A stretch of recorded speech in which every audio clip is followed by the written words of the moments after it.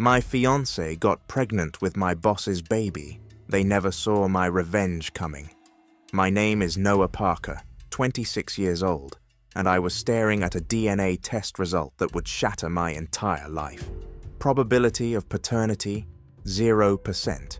The baby my fiancée was carrying, the one we'd picked names for, the one I'd built a nursery for, wasn't mine. I folded the paper carefully, sliding it into my desk drawer. The calm precision of my movements surprised even me. But those who truly know me wouldn't be surprised at all. I've always been methodical. It's what made me a senior software engineer at Quantum Tech by 26. Not just any developer. I'm the architect behind the security protocols protecting millions in company assets. The quiet, analytical type who notices patterns others miss. What I couldn't see was the pattern forming in my own life. Until now. The irony wasn't lost on me. The security expert who couldn't secure his own relationship. But that was about to change. They had no idea what was coming. Mia and I met during our senior year at MIT. I was studying computer science, she was in marketing. We connected at a campus tech mixer. She was representing the business school, and I was showcasing a security app I'd developed. "So, you're the security genius everyone's talking about," she said, her blue eyes sparkling with interest. "Hardly a genius," I laughed. "Just someone who likes solving puzzles." "Well, your puzzle solving has the business department impressed," she replied. "I'm Mia Collins, by the way." From that first conversation, I was captivated. She was brilliant, ambitious, and had a way of making me feel like the most interesting person in the room. 4 years later, we were planning our spring wedding at the Boston Harbor Hotel. I'd landed my job at Quantum Tech right after graduation, and Mia had worked her way up to marketing manager at the same company. 1 week before our wedding, Mia came home early to our Cambridge apartment. I was finalizing code for a security update when I heard the door open. Her eyes were bright as she wrapped her arms around me from behind. "I have something to tell you," she said, taking my hand in hers. "What's up? Everything okay with the wedding plans?" I asked, noticing her unusual excitement. "Better than okay," she said, taking a deep breath. "Noah, I'm pregnant." I sat there stunned for a moment, processing the information. The timing wasn't ideal, but as the shock wore off, excitement took its place. "We're having a baby?" I asked, a smile spreading across my face. Mia nodded, tears in her eyes. "I know it's sooner than we planned, but..." I cut her off with a kiss. "This is amazing news. We're going to be parents." That night we celebrated. I ordered takeout from her favorite Italian restaurant, and we talked for hours about our future with the baby. Mia raised her water glass with a smile. "To our growing family," she toasted. "To our growing family," I echoed. "I'll drink for both of us." Our wedding was beautiful, even more special with the knowledge that we weren't just joining our lives, but creating a new one together. During our honeymoon in the Maldives, we discussed names, nursery ideas, imagining our future as parents. "What about Emma for a girl?" Mia suggested one night as we walked along the beach. "I love Emma," I said, squeezing her hand. "It was my grandmother's name." "Emma it is then," she smiled. "Emma Parker." Those were the happiest 3 months of my life before everything unraveled. The first sign came when Mia didn't want me to attend one of her prenatal checkups during her 4th month. "It's just routine," she explained, not meeting my eyes. "You've got that security meeting anyway." "I can reschedule," I offered. "I'd love to see how the baby's doing." "No, really," she insisted, her voice carrying an edge I hadn't heard before. "It's better if I go alone this time." I didn't push it, but then I started noticing other things. Mia was texting regularly with Richard Keller, our CEO. That night, while she slept peacefully beside me, I checked her phone. I knew her passcode. She'd never hidden it from me before. Why would she need to? Scrolling through her messages with Richard, I watched their relationship unfold. The early ones were indeed work-related, but then, about 7 months ago, the tone changed. Richard, you were amazing today in the presentation. Dinner tomorrow to celebrate? Mia, shouldn't we keep things professional at work? Richard, one dinner. As colleagues, that's all I'm asking. But it wasn't all. The messages progressed. Richard, can't stop thinking about last night. Mia, me neither, but we need to be careful.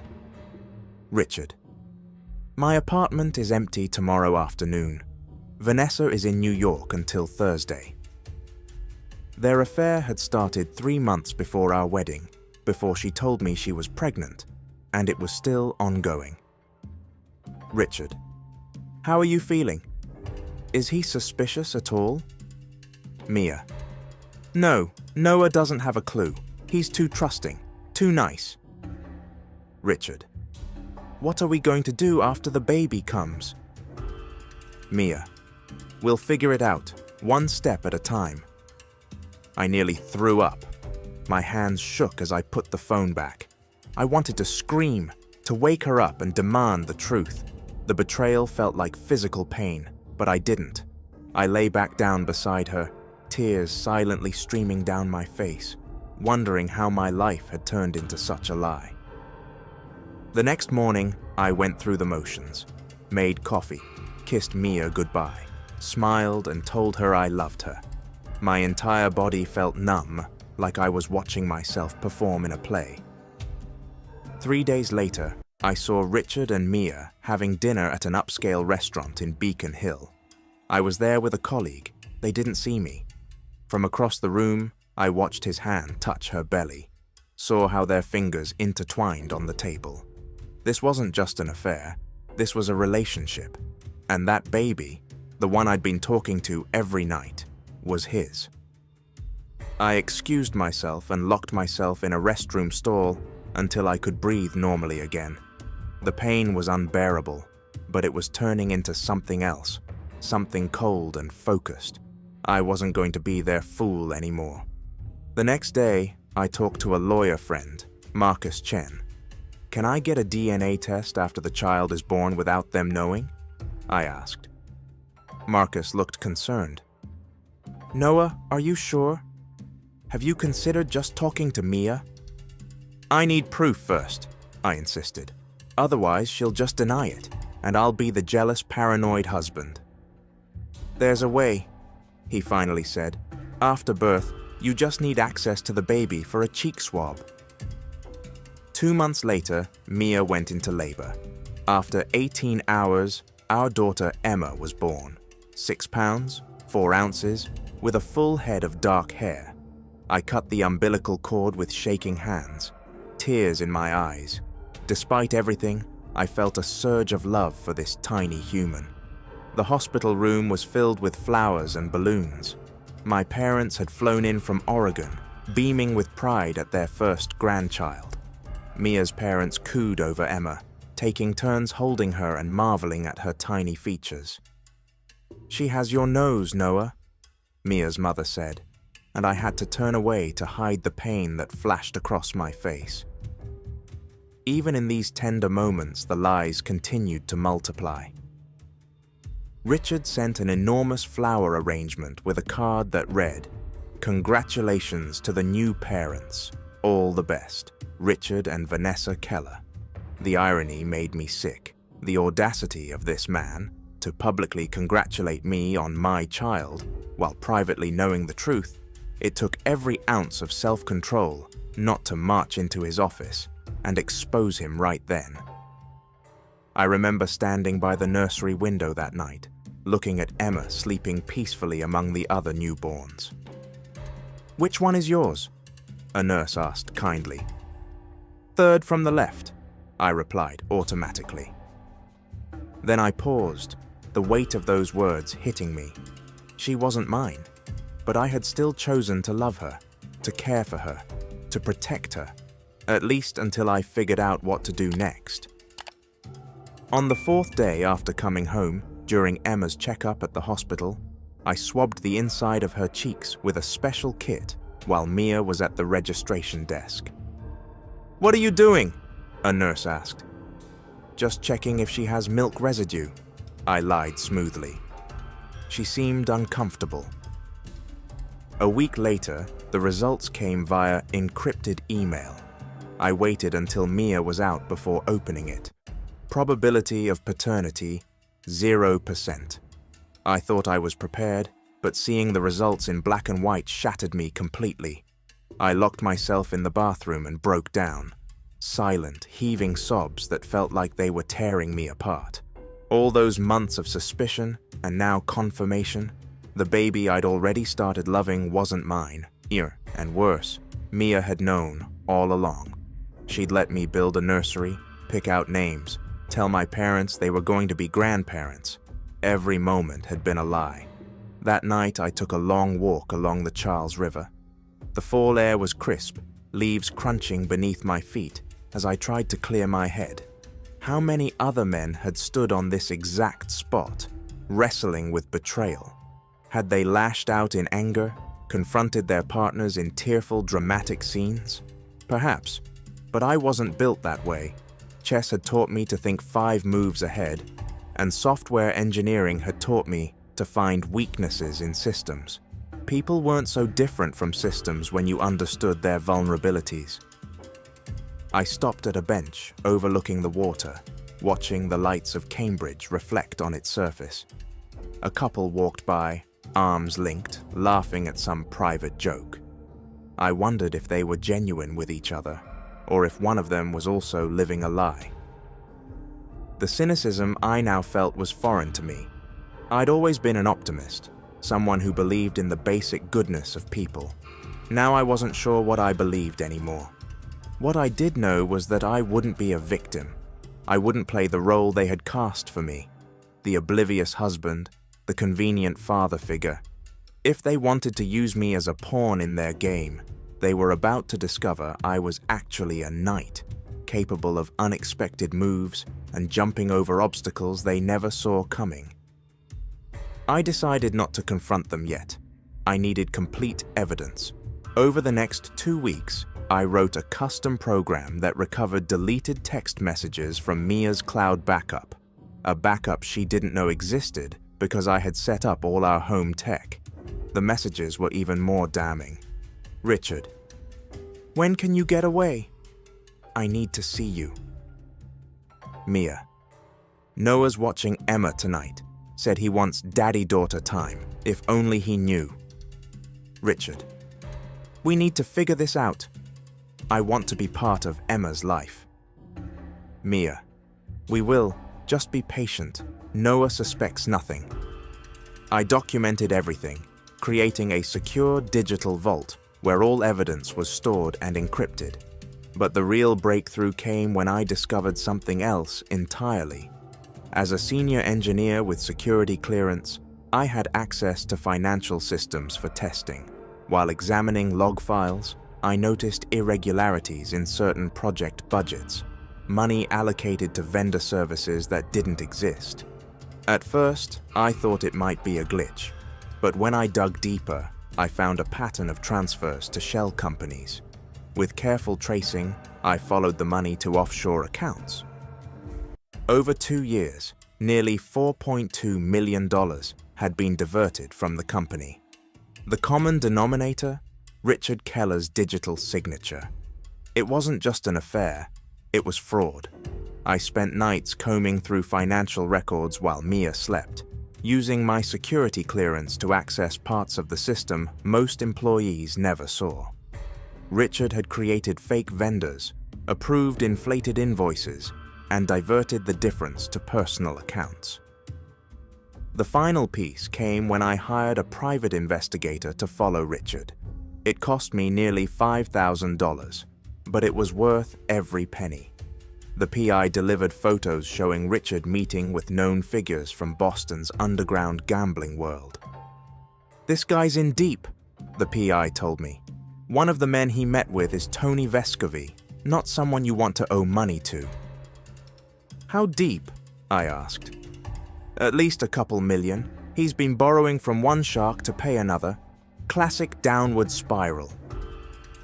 I now had everything I needed. My plan wasn't about confrontation, it was about precision.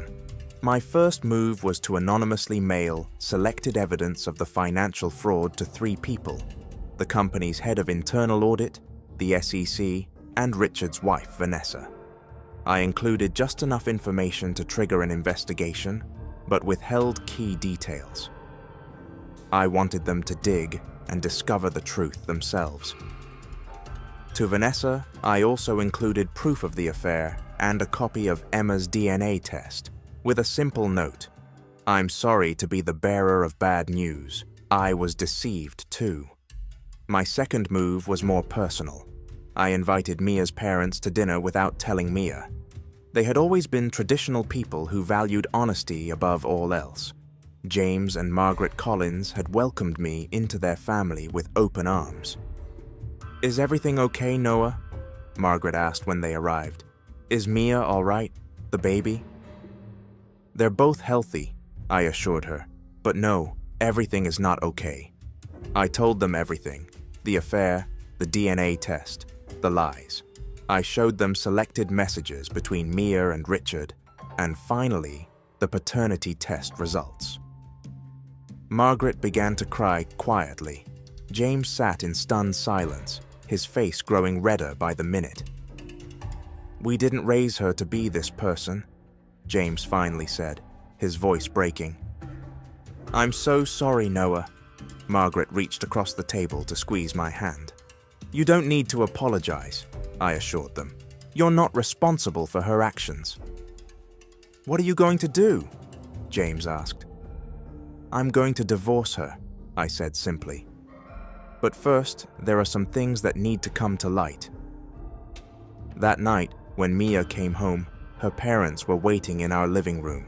I was holding Emma when Mia walked in. "Mom? Dad, what are you doing here?" she asked, looking between them and me with confusion. "Sit down, Mia," James said, his voice uncharacteristically stern. I played a recording of Richard and Mia discussing their plans after Emma's birth. Mia's face drained of color. "Where did you get that?" "You've been spying on me." "Spying?" I laughed without humor. "That's rich, coming from you. I know everything, Mia, about you and Richard, about Emma, about all of it." "Noah, I can explain." "Can you explain this?" I handed her the DNA test results. "Can you explain how you let me believe Emma was mine?" She stared at the paper, then at her parents, who were looking at her with unmistakable disappointment. "How could you do this to Noah?" Margaret asked through tears. "It's not what it looks like," Mia tried weakly. "It's exactly what it looks like," I said coldly. "You've been having an affair with Richard. Emma is his daughter, and you've been lying to me our entire marriage." Mia broke down then. Between tears, the truth finally came out: how she'd been flattered by Richard's attention, how one dinner had led to an affair, how she'd found out she was pregnant and panicked. "He said he couldn't leave Vanessa," she cried. "His prenup is ironclad. He'd lose everything. And I didn't want to be a single mother." "So you let me believe the baby was mine," I finished. "You used me as a cover." While this personal drama was unfolding, the financial investigation into Richard was accelerating. The SEC had frozen certain company accounts, internal audit was reviewing years of financial records, and Vanessa, armed with evidence of both the affair and financial fraud, had filed for divorce. Richard never saw it coming. When federal agents showed up at his office 2 weeks later, the look of stunned disbelief on his face was something I wish I could have framed. I watched it all unfold from a distance. I had already resigned from the company, citing personal reasons. Within a month, Richard was indicted on multiple counts of wire fraud, embezzlement, and tax evasion. His assets were frozen. Vanessa's divorce proceedings ensured she was protected, but Richard was ruined. The gambling debts he'd hidden for years came due, with no way to pay them. As for Mia, the social consequences were swift and devastating. Our friends chose sides, and almost unanimously chose mine. Her parents made it clear they needed time to process her betrayal. She lost her job when the scandal broke. The perfect life she'd been building collapsed. Emma was the only innocent in all of this. Through Marcus, I established a trust fund for her education that neither Mia nor Richard could access. She would never know it came from me, but someday it would be there for her. The divorce was finalized 3 months later. I didn't ask for anything except my personal belongings and freedom from any financial responsibility for Emma. 6 months after everything fell apart, I ran into Mia at a coffee shop in Cambridge. She looked different, tired, subdued, without the confident glow she'd always had. She was pushing Emma in a stroller. "Noah," she said, her voice small, "I didn't expect to see you here." "I'm moving next week," I said, just tying up loose ends. "Where to?" "Seattle. Fresh start." An awkward silence fell between us. "I'm so sorry," she finally said, "for everything. I know it doesn't change anything, but I am truly sorry." I looked at her for a long moment. The anger that had consumed me had faded into something else. Not forgiveness exactly, but a detached understanding. "I'm not the one who lost everything," I finally said. "You and Richard did that to yourselves." "How did you do it?" she asked, her eyes searching mine. "How did you bring everything down so perfectly?" I shook my head. "I didn't have to do much. I just made sure the right people learned the truth. You both did the rest yourselves." She looked down at Emma, sleeping peacefully in her stroller. "She looks more like him every day." "The truth would be a good place to start," I suggested, without malice. "She deserves that." I moved to Seattle the following week. New job, new apartment, new life. Sometimes I think about Emma and hope she grows up to be a better person than her parents. People often ask if I'm bitter about what happened. The truth is, I'm grateful. Grateful I discovered the truth before wasting more years with someone who didn't value me. Grateful I found the strength to respond with calculation rather than just emotion. Richard will be in prison for at least 7 years. Mia lost her reputation, many of her friends, and the respect of her family. And me? I'm finally building a life based on truth. It turns out that's the best revenge of all.